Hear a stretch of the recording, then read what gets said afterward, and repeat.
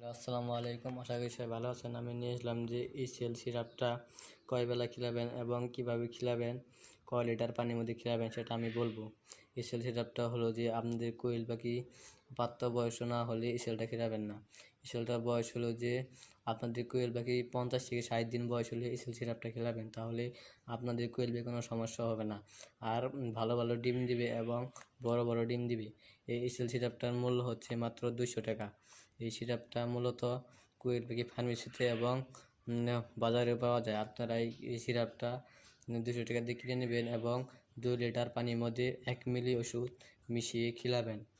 মূলত 6 ঘন্টা রেখে দেবেন, তারপরে পানিটা ফেলে নতুন পানি দিবেন। 6 ঘন্টা বেশি গেলে আপনাদের কোয়েল পাখি সমস্যা হতে পারে এবং রোগ হতে পারে। আসসালামু আলাইকুম, আশা করি সবাই ভালোভাবে বুঝতে পেরেছেন। সবাই আমার নতুন ভিডিওকে লাইক এবং কমেন্ট করে শেয়ার করবেন। নতুন ইউটিউব চ্যানেল খুলেছি, আপনারা সবাই সাবস্ক্রাইব করবেন এবং পাশে থাকবেন নতুন ভিডিও পাওয়ার জন্য।